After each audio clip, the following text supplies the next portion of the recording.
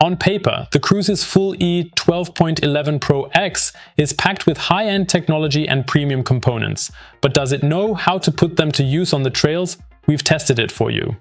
My anticipation and excitement for this test were huge. Beforehand, I'd already imagined us sweeping through the terrain with the bike and putting this machine through its paces. For the test, I brought my good colleague Basti on board as a highly skilled and very experienced mountain biker. We'd already thought of a scenic and challenging tour and laid out a comprehensive and solid plan and had everything ready to go.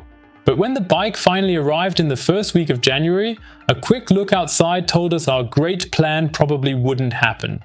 It was really cold and the paths were covered in snow, so probably not much full speed today.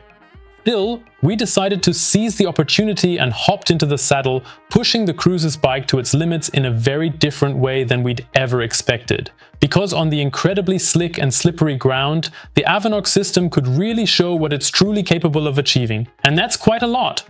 Despite these incredibly adverse conditions, the motor puts the power down strongly without even a hint of spinning out. Even on steep hills, the bike provides reliable propulsion where we couldn't even stand anymore with our own shoes. Whether it was slippery ice or wet leaves, the power and traction were definitely there in almost every single situation. The Crussis feels surprisingly light and nimble on its feet. When facing small hills, you don't need to do much to get the bike into the air. The thick podium upside-down fork might sometimes seem a bit heavy, but it managed to surprise us again and again.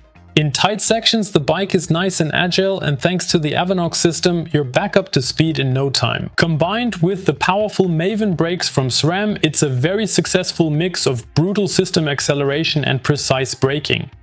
The brakes are also really easy to modulate, which is essential in these conditions and very powerful when needed even without much finger strength. At 780mm, the handlebar is rather narrow, but also adds to the playfulness and maneuverability, providing a secure feel in tight spots. But please note, of course, that we are both relatively small riders. In any case, it felt good, and we didn't experience any numb fingers or hands with the handlebar. The suspension effortlessly irons out drops and bumpy sections of frozen sand. With a bit more time spent on the many settings of the fork and the electronic shock, there's surely even more potential here. To find the right setup though, you definitely have to put in some serious work. With a classic fork one level down, the average rider is probably a bit better off. Now, when it comes to the shifting, there's absolutely nothing to complain about. Not that we expected the SRAM transmission in the XX version to let us down in any way. All gears engage nice and smoothly, and even when shifting under load, the system performs flawlessly and satisfying. What's already a blast downhill with the Crussis is just as much fun going uphill with the Crussis and the Avinox system in combination. We can effortlessly ride up the ledges and the climbs, and we don't even need the boost mode for that, and are mostly just using the trail and auto modes. Back from our ride, we still have 22% of the battery left. At -2 degrees, a 42-kilometer tour, and 700 meters of elevation, I think that's a pretty decent value for the 800 watt-hour battery built into the Crussis. To be fair, our winter rusty bones probably wouldn't have carried us much further anyway, and many of our customers have found that the battery performance noticeably improves after a few charging cycles. So the takeaway is clear. With the Crussis E Full 1211 Pro X, you can hardly go wrong. If you're after a fun, agile bike with plenty of power, range and top-end components, the Crussis is definitely worth a look. It's a bike you can ride pretty much anywhere your heart desires, from long tours and your local trails all the way to the bike park or even a Transalp. Because as it stands here, with top-of-the-line equipment, you're looking at €11,999. Certainly not a bargain in the traditional sense, but for what you're getting, it's definitely a very fair price.